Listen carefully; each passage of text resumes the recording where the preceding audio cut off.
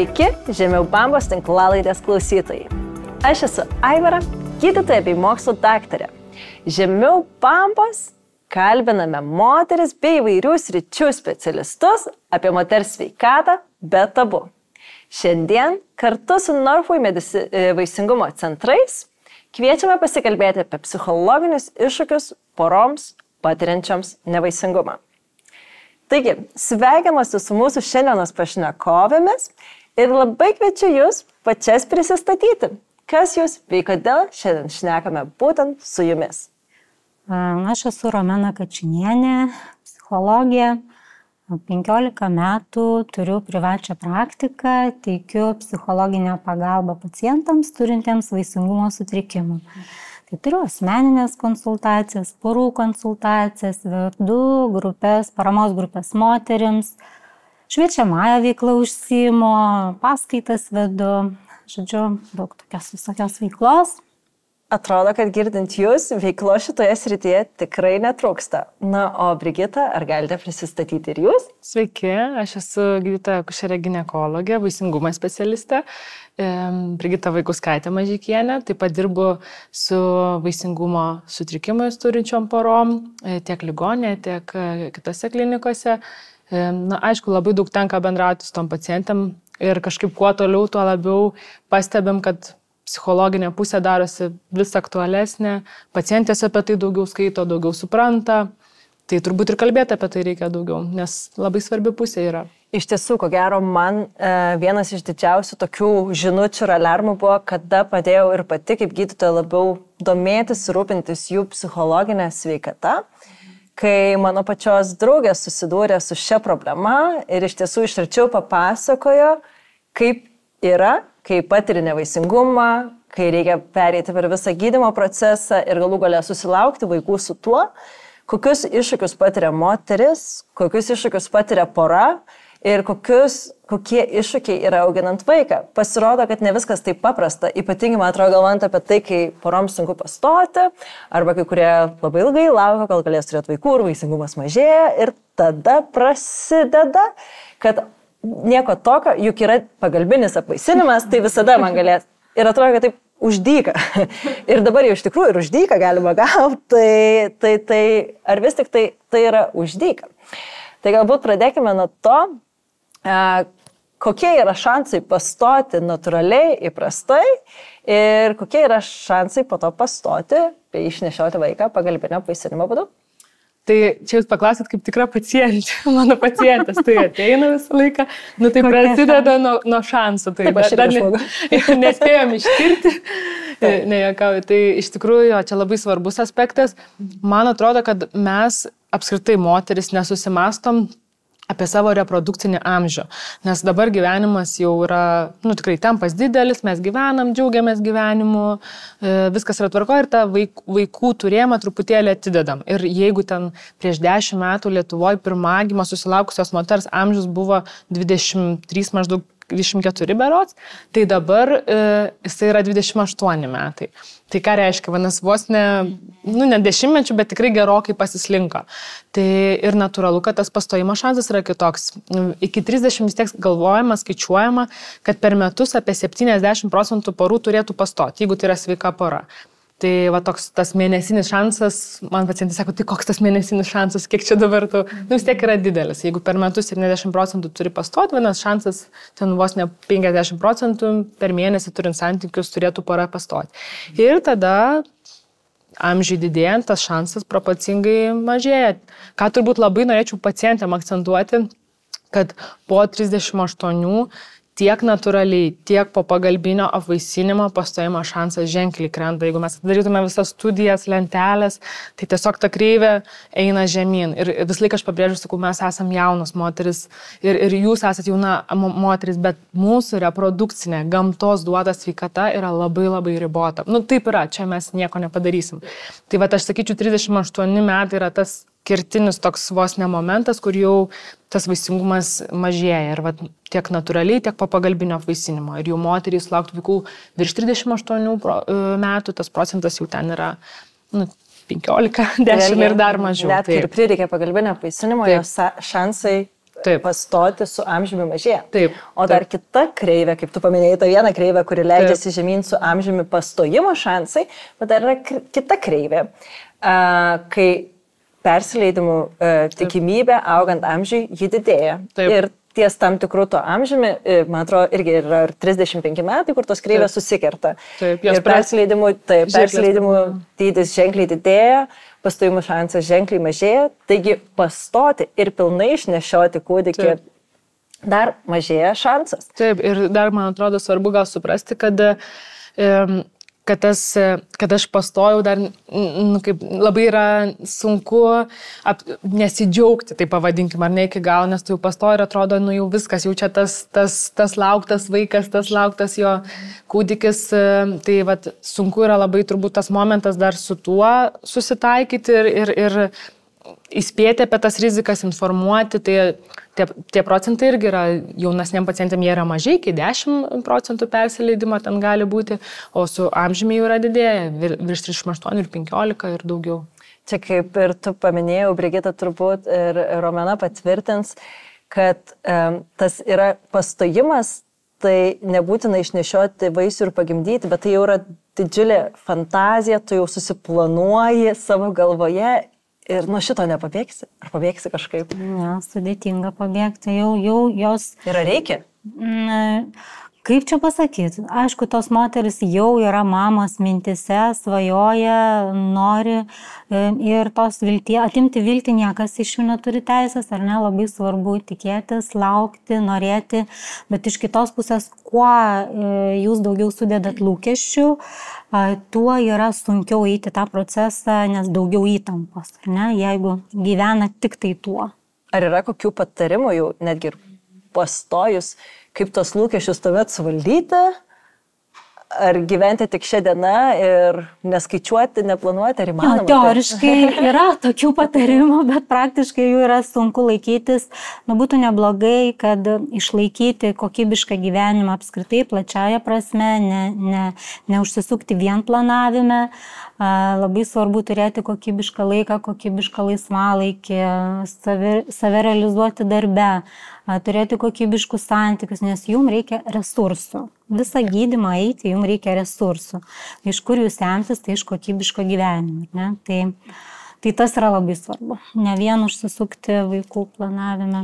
Ir galvojant apie pastojimo šansus, čia ko gero tau labiau, Brigita, klausimas, manau, kad jau ir mūsų klausytojai žino nemažai priežasčių ir dalykų, kurie gali padidinti pastojimo šansus ar sumažinti, kurie susijęs su nevaisingumu. Bet kaip yra su stresu? Šiandien kalbant tokia tema, kaip yra su tuo stresu?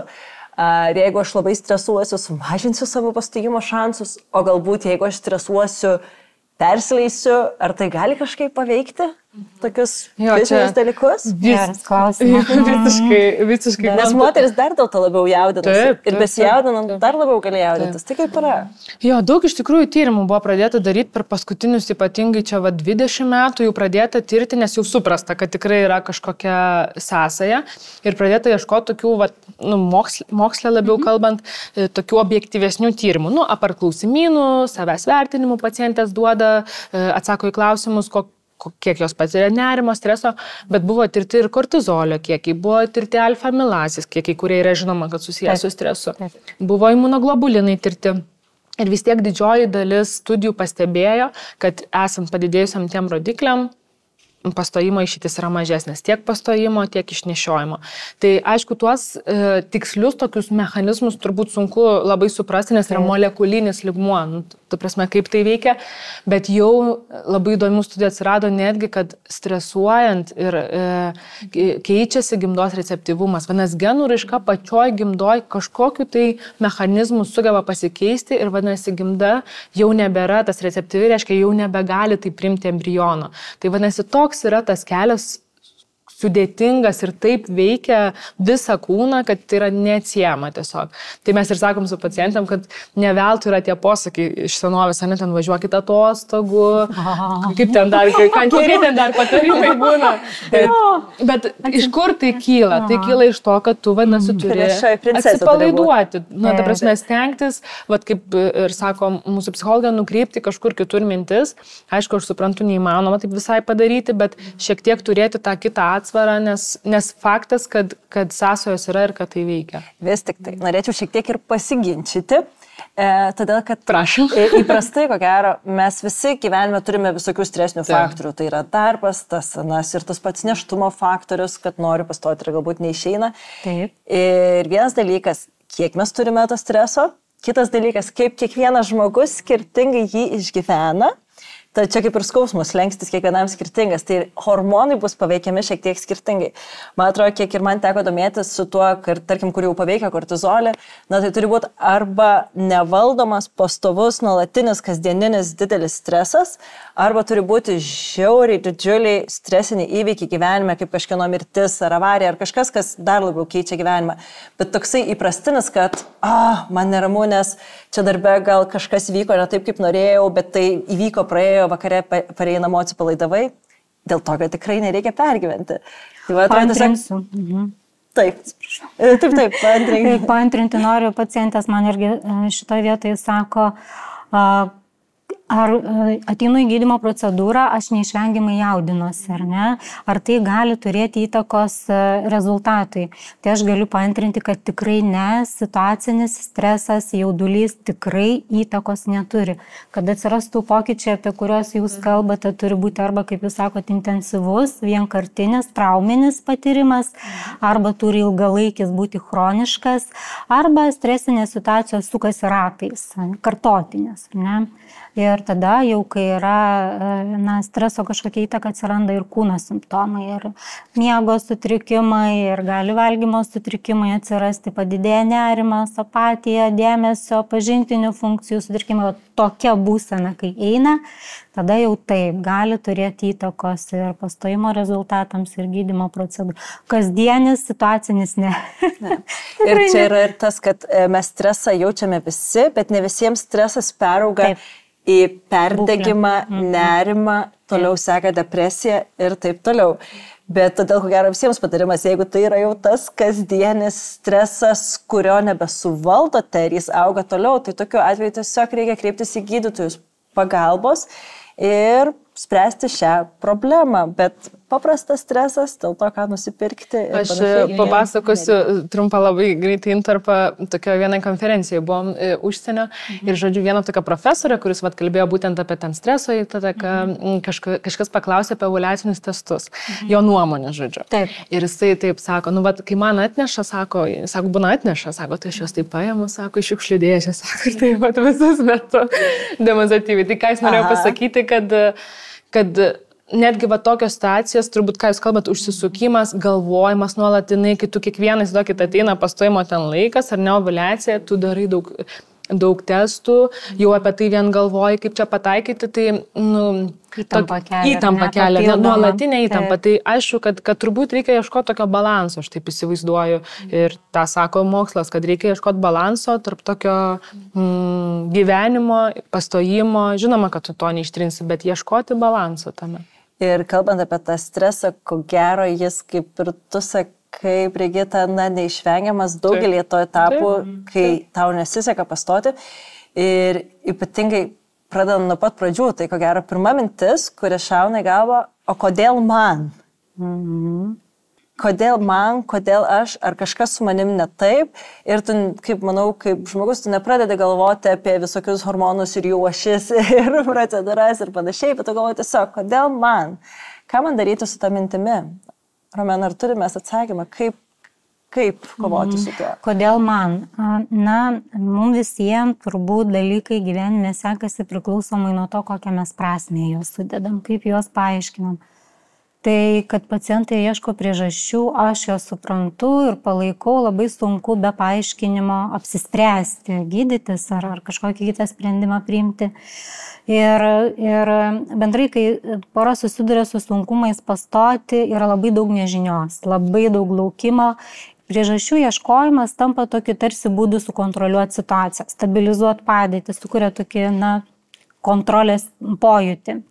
Bet ta formuluotė, kodėl man, jinai rodo apie beviltiškumą ir apie tokį savigailos momentą. Tai yra, tai pavadinkim, aukos pozicija, ne, kodėl man.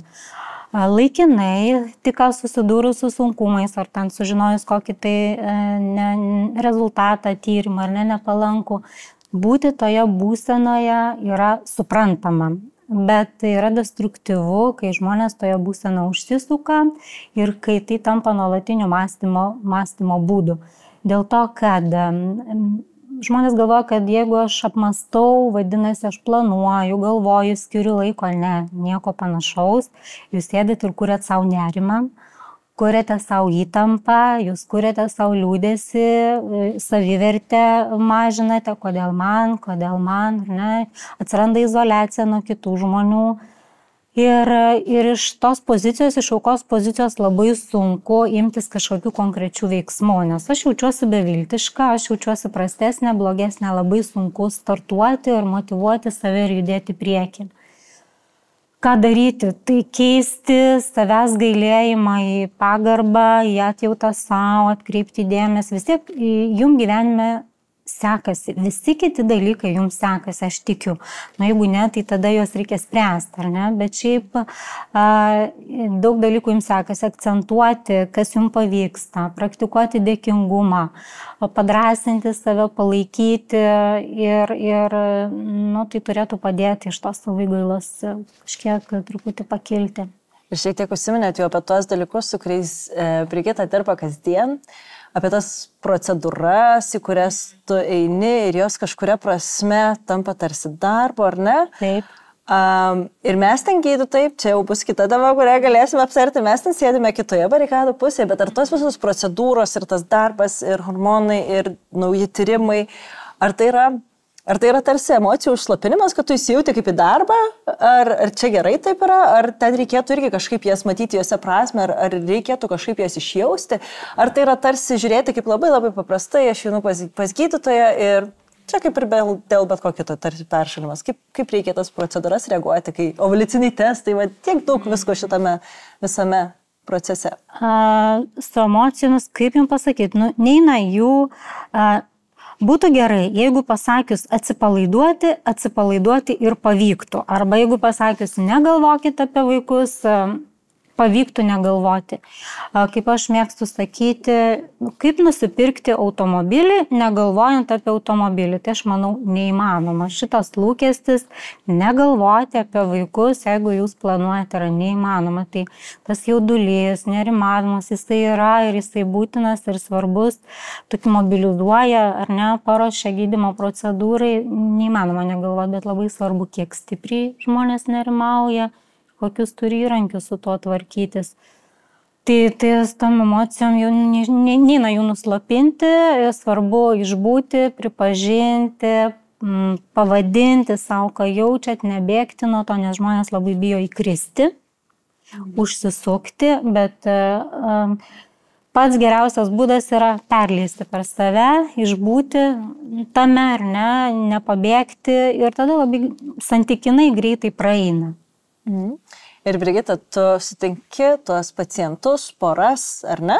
Ko gero, ne tik moteris pas tave ateina.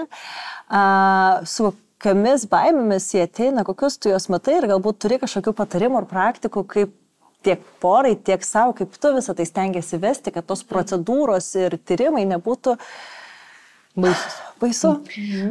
Man pasiteisinusi praktika ir matau, kad pacientės tikrai geriau jaučiasi, tai yra aiškumas. Kuo tu daugiau įneši aiškumo porom, pacientėm, tuo joms yra ramiau. Tu bent jau gal ir negalėsi tikrai paaiškinti, yra ir neaiškios kilmės nevaisingumas, turbūt apie kurį mes šiek tiek gal kalbėsim, bet kuo tu bent jau pasakai kažkokį planą, ar ne, kažkokį mes susidarom, žiūrėkit, išsitirkim gal šitą, pažiūrėkim, tada gal tą galėsim pažiūrėti. Ir kai jau žmogus turi planą kažkokį galvoj, tai ir man kaip gydytojai yra visiškai geriau, paprasčiau. Ir su pacientu aš randu ryšį, ir pacientu yra geriau, nes jis žino, aš darysiu taip, galėsiu dar tą padaryti, galėsiu tą, ir tada jam tas aiškumas visada mūsų psichologijoje yra susijęs su ramybė, nes kuo mums aiškiau, tuo mums ramiau yra. Tai va šitoje vietoje aš kažkaip stengiuosi su porom ir kai išeina iš kabineto, bandau pasižiūrėti ir dar paklausiu, ar viskas aišku, ar mes viską, ar susikalbėjom ir taip dažniausiai kažkaip bandom rasti tokį kontaktą. Ir pacientui, man atrodo. Absoliučiai, nes poros irgi ir moteris, ir poros yra ganėtinai skirtingi, visiems kažkuria prasme skirtingo informacijos lygio norisi galbūt. Taip. Ir reikia pajusti tiesiog tą balansą, bet kaip tu sakai, Brigita, ir mano yra kertinis visuomet klausimas, ar viskas aišku, ar dar turite klausimų. Ir poroms galbūt netgi patarčiau, kurie ateina šioje kelionėje tam tikras procedūras, užsirašyti kai kurios klausimus, galbūt kurie kilo anksčiau, kurios nori paklausti specialisto, bet kartais būna ar nėra laiko, ar pamiršai. Tiesiog atsineškite ir užsirašę tos klausimus, kurie jūs kankino iki to vizito, kad nesikankinti, nes geriausia, kai yra atsakoma į visus jums kylančius klausimus. Arba jeigu pasakyti dar, žiūrėtusi, kurioje vietoje, koks lūkestis, gal nori išgirsti apie tą, pavyzdžiui, daugiau, gal apie tą, gal aš dažnai būna, kaip pavyzdys, man kaip gydai čia pasimokiau kažkada, žodžiu, kai darau ultragarsą, jeigu kažkas įdomu, aš stengiuosi atsukti ekraną ir sakau, ir man, oi, ne, jūs man sako, nerodykit. Ir aš supratau, tada gal kaip pirmą kartą man tai pasakė, kad ne visiems įdomu, taigi ne visiems ir norisi matyti, ir gal stresą kelia, gal pats net gulėjimas kėdėje yra nemalonu, tai taip tiesiog nežinau, kuo drąsiau, atviriau pasakyti, nes mesgi visi skirtingai tą informaciją suprantam. Iš tikrųjų, aš galvoju, kodėl gal neįdomu tam žmogui, gal paklausti pirmą reikia, ar norit pasižiūrėti. Antrins irgi iš to vietoj, kad iš psichologinės pusės pats svarbiausias jausmas gydytojo kabinete yra saugumo jausmas. Nes žmonės ateina ir psichologo kabinete ateina pas mus tokioj jautrioj labai būsenai ir ateina pas specialistus atsiremti, ateina pagalbos, kad padėtų išspręsti jų sunkumus. Tai taip, saugumo jausmą sukuria informacijos dalinimasis informacija, bet tas slengstis, apie kurį jūs savo kalbėjote, yra kiekvieno žmogaus labai skirtingas. Pajusti tą, nes jeigu daugiau informacija peržengia mūsų nerimavimą slengsti, tada jau nebepildo šitos funkcijos, užkelia nerimą, o ne sukuria saugumą. Ir matosi tas ant pacientų, akis tik didėja. Jau nebesakykit, užtenka, labai net ir išoriškai matosi. Tikrai galima pamatyti. Taigi, ir palėtėme dar tą klausimą gydytojo kabinete esanti pora, kuri patiria problemų. Ir mes gydytojai, jos turi praeiti poros per daugybę skirtingų gydytojų, procesas yra ilgas, vizitų yra daug. Kaip mes gydytojai kartais kalbame ir reaguojame, tai taip pat gali paveikti poras, ar ne? Taip.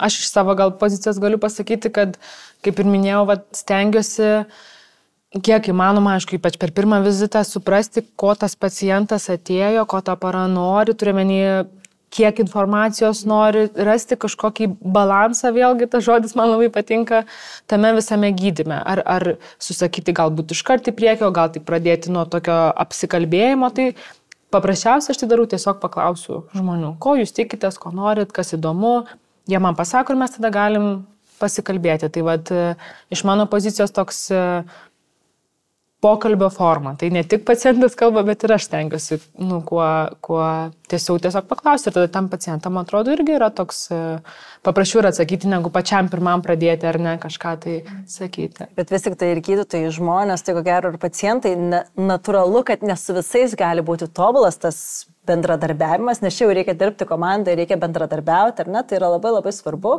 atrasti tuos gydytojus, su kuriais tu gali rasti bendrą kalbą.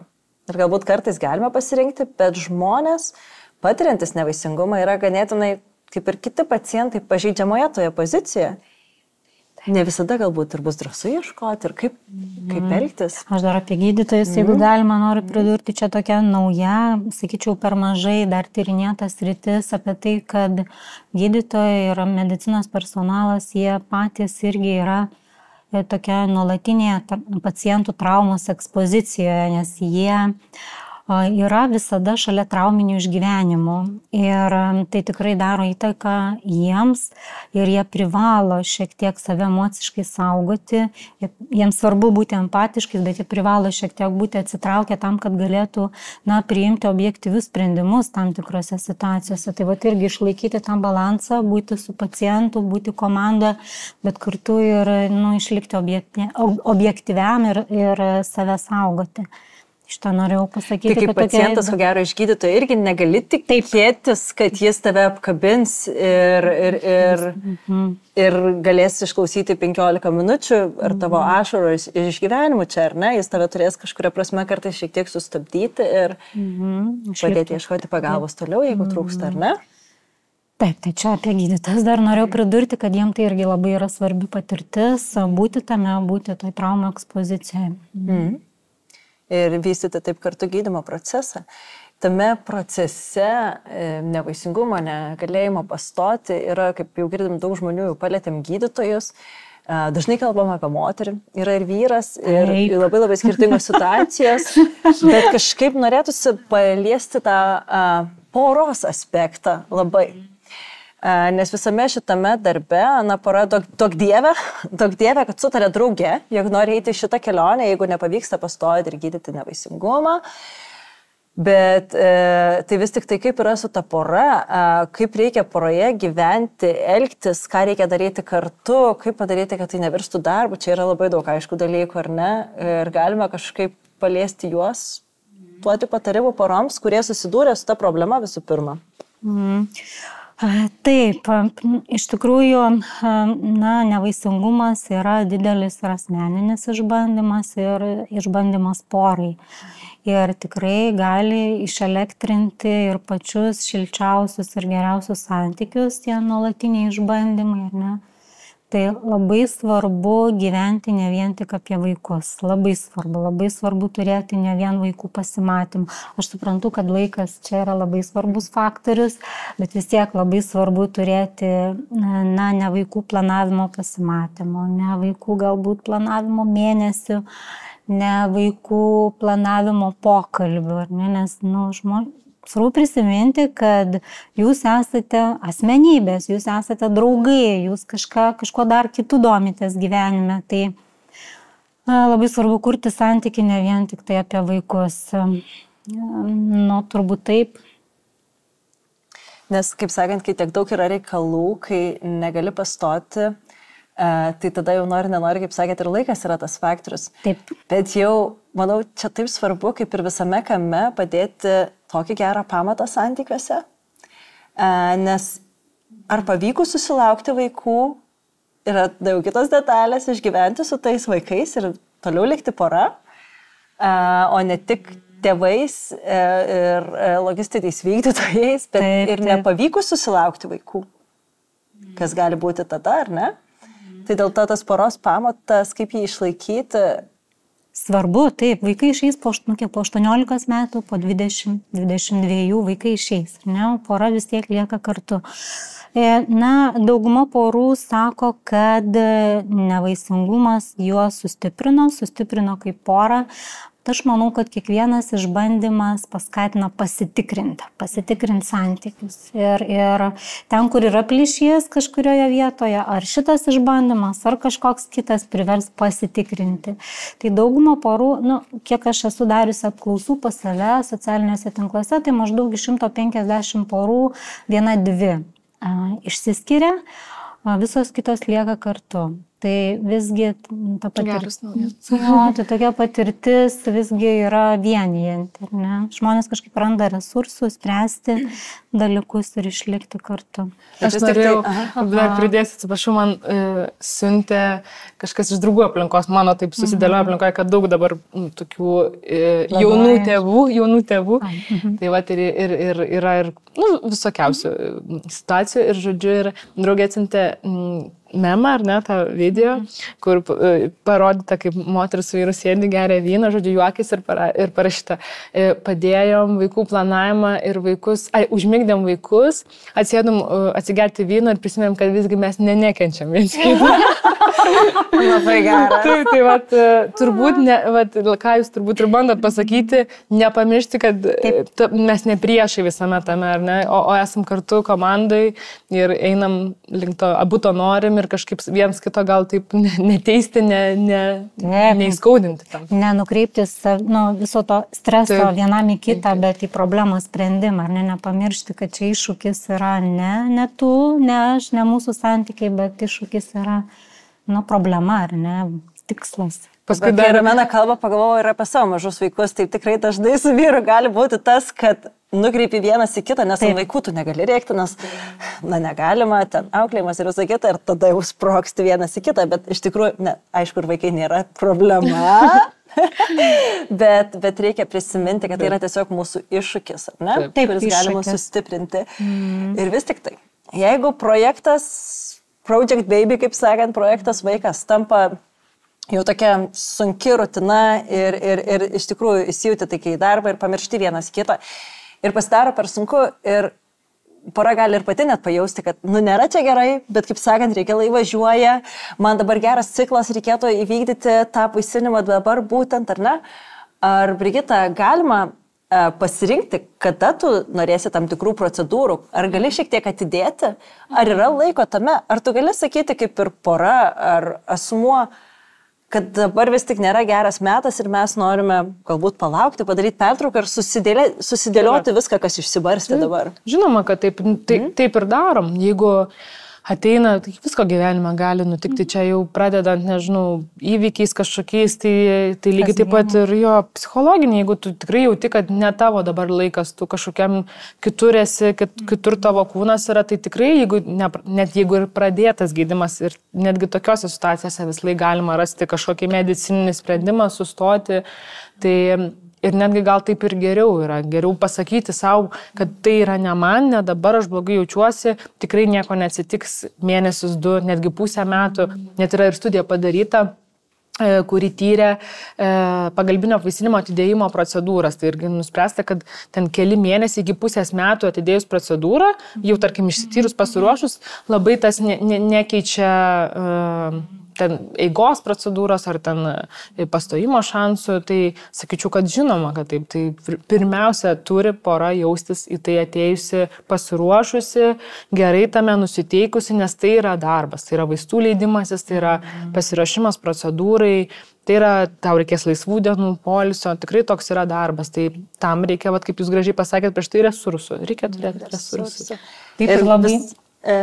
Labai matosi, kad kartais pora užsisuka gydymą, užsisuka tyrimuose, bėgdami nuo savo emocijų ir nuo blogos būklės. Autopilotų daro procedūras ar ten tyrimus kažkokius. Tai tada tikrai vienus klientus reikia biškai pristabdyti, padaryti pauzę.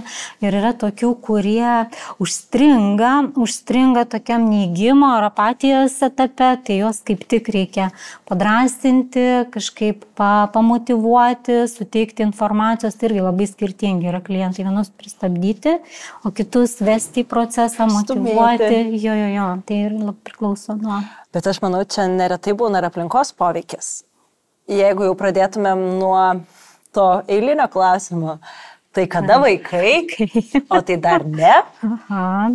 Ir ką daryti tuomet jau nuo pat pradžių, kaip reaguoti į tokius klausimus? Man asmeniškai, man atrodo, aš esu ganėtinai socialus žmogus. Bet tokį klausimą gavus, vis tiek nejauku ir nežinau, ką jie atsakyti.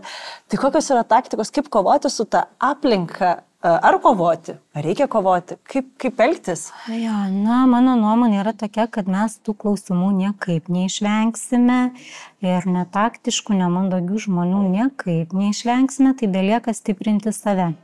Tai aš mėgstu sakyti, kad atsirinkite žmonės. Vieni žmonės, tie, kurie klausinėja, yra tokie, kuriems jūs rūpite. Gal jie nemoka paklausti kažkaip mandagiai, taktiškai ar ne, bet jūs jiems rūpite. Bet yra kiti, kurie tiesiog smalsauja, kuriem vaikų tema yra tiesiog pokalbio tema, ar ne, arba būdas parodyti kažkokią savo viršenybę. Tai labai svarbu vienus nuo kitų atskirti, bet net jeigu ir kalbam apie jūsų artimiausius, kuriems tikrai rūpi, jūs nesate niekam skolingi savo istorijos. Niekam. Nenorite, nesakykit, neprivalot, stebėkit, kada pradeda teisintis, nes būna kartais žmonės autopilotų pradeda atsakinėti tos klausimus. Neskubėkit, neprivalote teisintis, neprivalote aiškintis, kaip norite, taip ir būnate toj situacijai. Dar apie tuos klausimus, manau, svarbu pasakyti, kad poroje labai svarbu suderinti atvirumą, nes skirtingai supranta vyras ir moteris kartais. Man yra praktikoje buvę tokiu atveju, kad sėdi kompanijoje, moteris ima dalintis vyriško mėginio, aptarinėti vyrišką mėginį kompanijoje, vyras sėdi sutrikęs, tai labai svarbu poroje susiderinti, kaip kiekvienas supranta atvirumą ir ką nori kitiems pasakyti, kokią žinutę išnešti į žmonės. Kalbant apie atsakymus, tai mes paramos grupėse su moterimis esame atradusios jau tokius mėgstamiausius, tai galima sakyti, kad planuojame. Labai toks paprastas, labai aiškus atsakymas, mes planuojame. Jis užkerta, ar ne, toliau diskusiją. Galima nukreipti dėmesį, kad ačiū, o kaip jūs gyvenate? Galima panaudoti humorą. Galima atsakyti, kad ačiū, kad teiraujatės, mes irgi jūs mylim, kai tik sužinosim, jum pranešim pirmiems, pavyzdžiui, ne?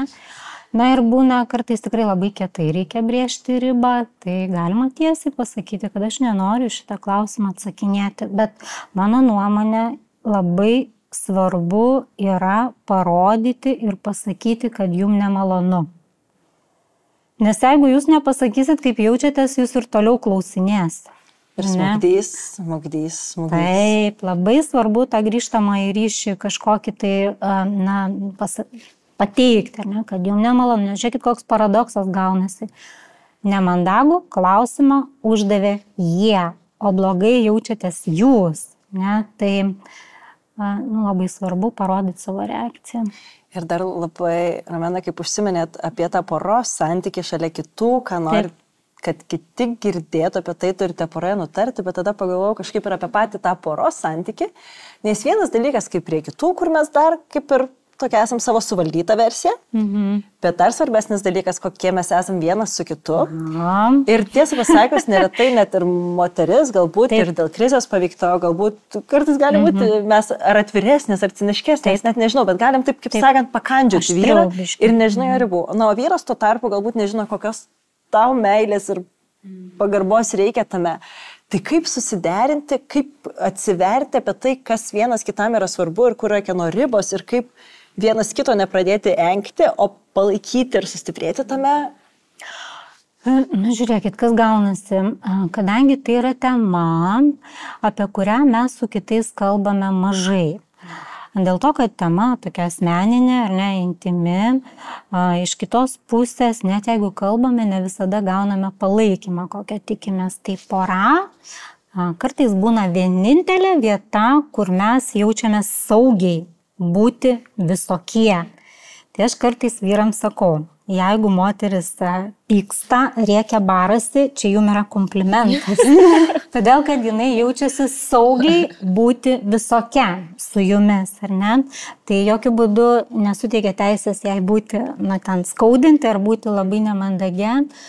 Tai tas galimybės saugiai namie reikšti emocijas yra svarbu, bet kas gaunasi?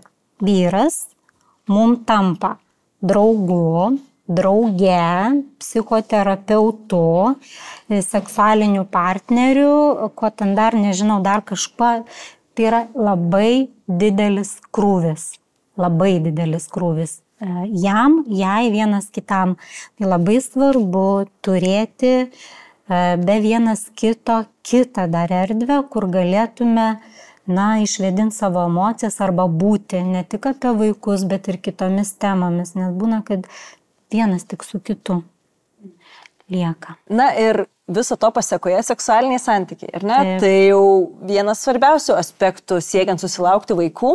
Ir vis tik tai, kaip ir paminėjote, kad partneris tampa visu kuo šitame, tai kaip išlaikyti potraukį vienas kitam, kaip turėti tos lytinius santykius, kurie būtų malonus, o ne tik darbingi. Ar kalbame mes apie tai, apie seksualinį potraukį vienas kitam, kur jis ir kur jį rasti šitoje kelionėje? Iš tikrųjų, tema irgi tokia labai jautri, galim visą atskirą pokalbį apie tai turėti. Taip, apskritai tema jautri kalbėti ir kitomis aplinkybėmis, o šiomis tai ypatingai daug streso yra dėl to, kad mylėjimasis pagal planą, pagal grafiką su tikslu pastoti, jisai išelektrina ir pačią jautriausią, seksualiausią porą ar negali išelektrinti.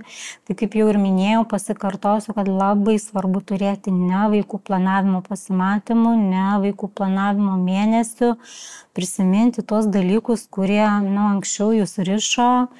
Ir labai lengva, aišku, man čia kalbėti iš tos serijos, kad negalvokit apie vaikus. Tai negalvoti neina, bet tiesiog kažkaip lengvesnio požiūrio norisi palinkėti. Gerai, planuojate, bandote, bet ne tik tai. Jūs esat partneriai, jūs esat draugai, ar ne? Tai kažkokie į kitus dalykus akcentuotis, į pagarbą, į meilę vienas kitam, į ryšio kūrimą, ne vien tik į vaikų planavimą. Nes, sakau, man teoriškai lengva kalbėti, aš žinau, kad neįmanoma apie tai negalvoti, bet šalia to matyti ir vienas kitą labai yra svarbu. Ir ko gero šitame bus labai svarbu, kaip jūs sakėte, kuriant tą ryšį, vienas dalykas prisiminti, kodėl mes esame vienas, kodėl mes nusprendėme būti drauge, nes tai bus pradžia, kur dar nebuvo to plano apie vaikus, ko gero, ar ne? Taip. Ir kitas dalykas turėti ir savo, ir bendrų veiklų, ir savo veiklų, nepamesti nei savęs, nei poros ir atrasti, ko gero dažniausiai tai yra tam tikros veiklos, kurios padeda kažką veikti drauge, bet ne tik gaminti vaikučius, ar ne? Tik apie vaikus. Ir žmonės dažnai sako, kad kaip tu pasikeitei nuo tada, kai mes susipažinom. Iš tikrųjų, tie bandymai susilaukti vaikų pakeičia žmonės, bet labai svarbu prisiminti, kad jūs esat ne tik būsimi tėvai, bet ir partneriai, draugai. Taip. Ir kitas dalykas, aišku, tas pokytis kartais gali ilgėtis to, kas buvo, bet ko gero pokytis irgi yra natūralu. Taip. Nes natūralu, kad ir pasikeisime. Taip.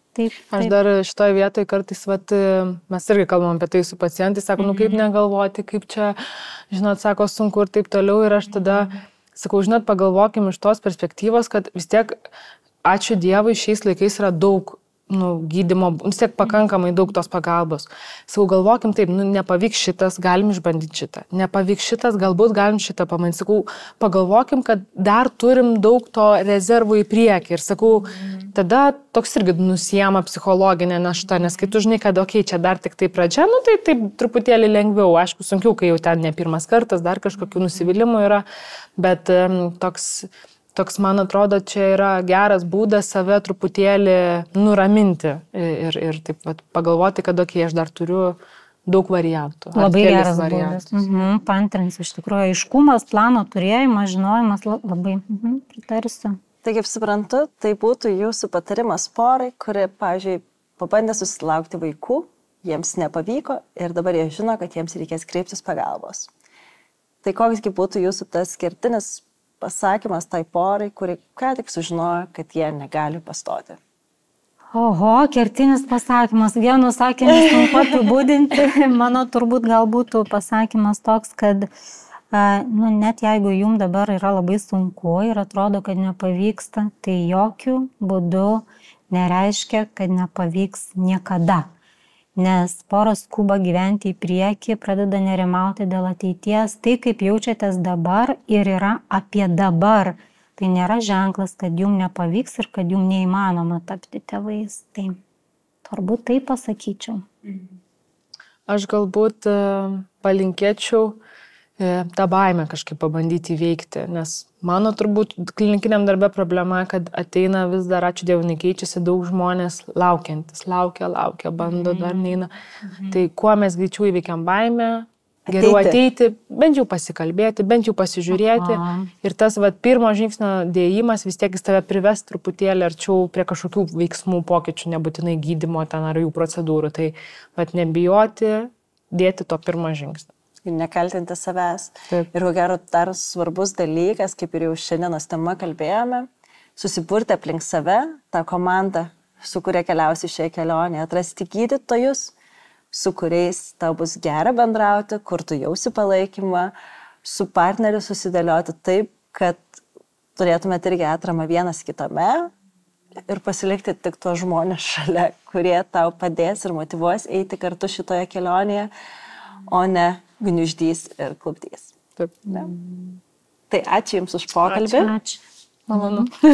Primenu klausytojams, kad šiandien kalbėjome su gydytoja akušere ginekologe Brigita Vaigauskaitė Mažeikienė bei psichologe Romena Kačinienė. Jei patiko ir nori sužinoti daugiau, prisijung prie moterų bendruomenės Žemiau Bambos Instagram, Facebook bei YouTube platformose ir išgirsk viską apie moterų sveikatą įrodymais pagrįstus faktus jums lengvai suprantamų būdų.